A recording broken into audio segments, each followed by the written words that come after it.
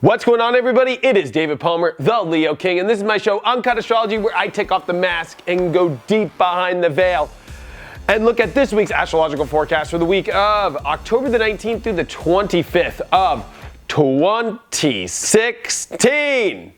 And a lot's going to happen this week. There's actually so many transits. Oh my gosh, there's so many things happening. This is just going to be a week of never-ending boom, boom, boom, this and that and that. It's not going to feel very just same. There's going to be a lot of just change and things happening, and things are definitely moving at full speed ahead.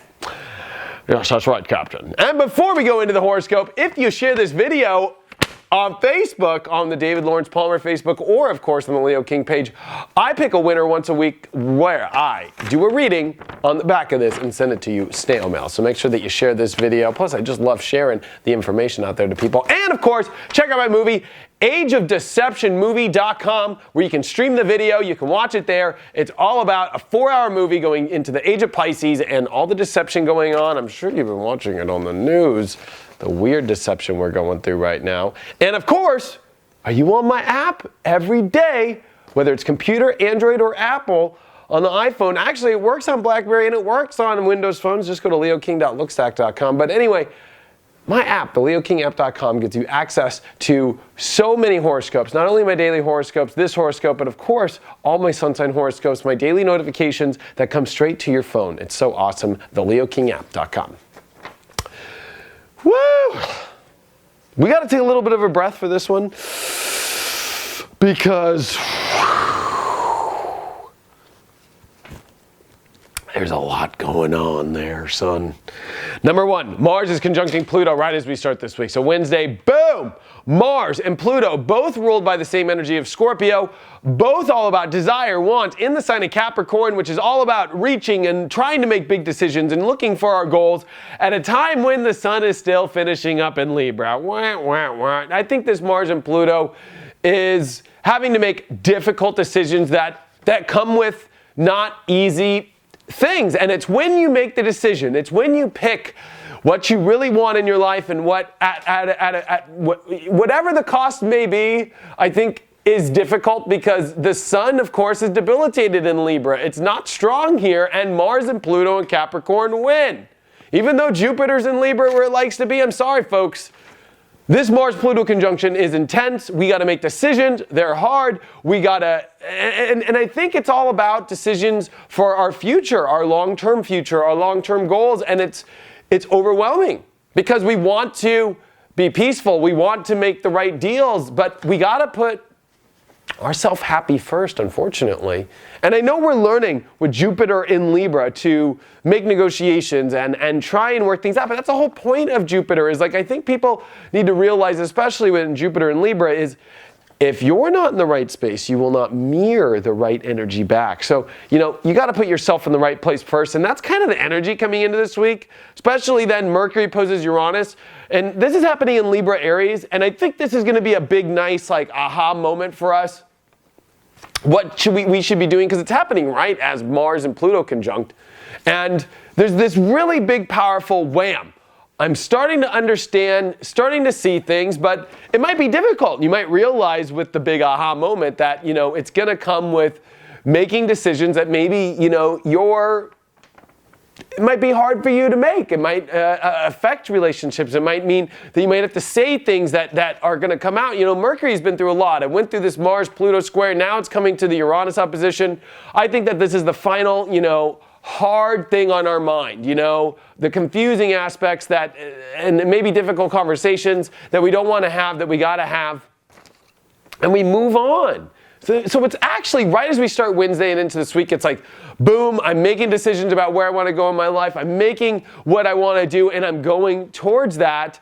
And that's kind of the overall theme. Now, it kind of gets crazy because, of course, Venus has entered Sagittarius, which is positive, and I think it helps the energy of really looking at the long-term future, being more positive, really looking at more of what you believe in yourself, where the fire really is, where the hope is in your life, and going in that direction, Venus was just really in a bad position in Scorpio, and it was just at the tail end of it, so it was kind of dark. There was a full moon last week, so, it's like we're stepping out of that and just, step into the plate, making the big decisions, stepping into our power. Mars and Pluto conjunct is power. It's stepping into your power. It's stepping in Capricorn, the power for the road you want. But if you're going to sit there with that Libra energy and just kind of wait or avoid confrontation or avoid the things that you know you got to do, you know, Uranus and Aries even wins over the Sun in Libra, because the Sun in Libra is debilitated. It's hard to say, you know, it's a detriment. So, you know, I think that there's this need to understand that part of life, that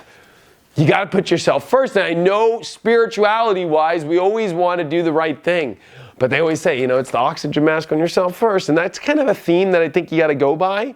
What's interesting to me is especially the moon's going to be in Cancer this week, and it's going to oppose this Mars-Pluto conjunction. It's going to square Uranus, and there's kind of a big little bit of a cardinal cross happening. And I think that this is going to show, you know, comfort levels are not really going to be easy with us going into big things and doing the things we want. And I think we're going to have to change the way we feel about how we feel comfortable about things and go about these intense scenarios in our life and these intense new roads. You know, it's almost like the time's here. It's time here to capitalize on your power. It's time here to capitalize on your life. There's no more waiting. Mars and Pluto are pissed. They're like looking at the Sun in Libra and Jupiter in Libra being like, are you kidding me? Right when we finally get to come together and the signs that we can finally go where we want, there's like people waiting around. It's always like, you know, whenever you go out to a club or you go out to an event with people and there's always those people who are lagging and they're taking forever. It's like, that's Mars and Pluto and Capricorn. Like, what the hell? We gotta go. And you know what that means? That the time is here.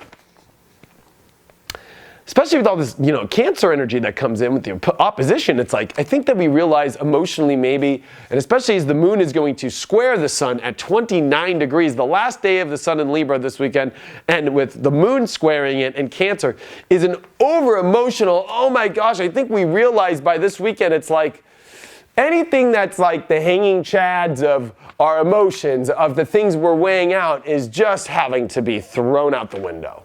And we have to move into this more powerful place. The Sun's entering Scorpio. Mercury's entering Scorpio into the beginning, you know, this weekend into the beginning of next week. And, you know, it's time to just get into it. It's a fixed sign. It's all about transformation. It's all about want. It's all about needs. With Mars and Pluto still in a conjunction, now Mars is starting to square Uranus. We got to do the things we want in our life. And it's going to be much easier to, I think, with the Sun in Scorpio. I think that things get much easier by the end of this weekend once, you know, there's going to be a lot more fluid energy. Plus Jupiter as well, going to be making a quincunx over to Neptune, which means, gosh, hanging it around and more sensitivities, and I think we need to open up. I know there's a lot of things to balance. I know there's compassion. I know there's things that deal deeply with empathy and understanding other people's positions. But if you can't do that for your own self, there's going to be some problems. And I think that there's ways to go about putting what you need to do in your life, what you've got to do, and still being empathetic, still being caring to others. People are going to understand. I think that we put things on ourselves, especially as Venus this week is going to also, by the end of the week, square Neptune, square the moon while it's in Virgo in the nodes. It's like, this relationship energy over the last couple of weeks has been intense and gnarly. And I think a lot of this is all about setting people up right. So everybody in your life is right with what you're doing. It's like, okay, this is where, and mirroring everybody to mirror the way that you want them to be mirrored.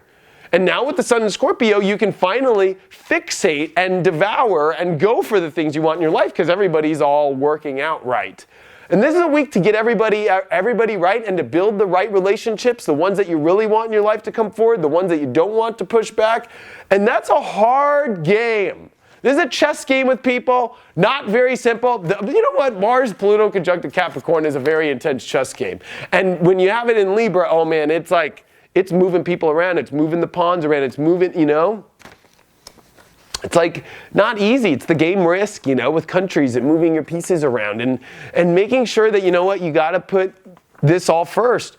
It's difficult because Venus in the middle of this kind of T-square that happens is going to put pressure. Like it's not, and especially as Venus is heading towards Saturn next week, it's like, man, It's like, you know what? Setting things up with relationships in the right demeanor, in the right place. And this also has to do with projects. Venus was projects, but I think that this has been more relationship bound because it's been Libra. But I think as we step into Scorpio, this is going to be more about what do you want to receive in your life, and also setting boundaries. I think it's been hard to set the boundaries. It's kind of like, okay, you know, I'm doing this. And now you set the lines. You draw the lines in the sand with people now, and you do what you must do. And this week really is...